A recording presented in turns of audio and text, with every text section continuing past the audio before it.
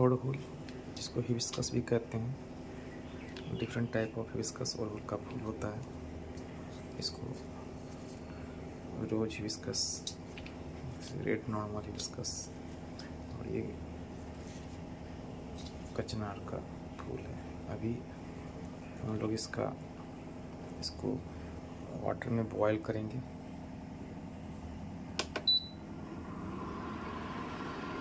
इसका drink prepare करेंगे। सारे फ्लावर्स में से ये हटाना है और इसके लीव्स को हटाना है। ये भी हटा देना, ये भी हटा देना।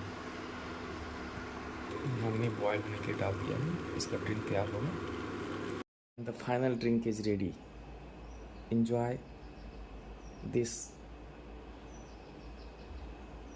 अमृत and detox your body, kidney, liver, blood, lungs, everything.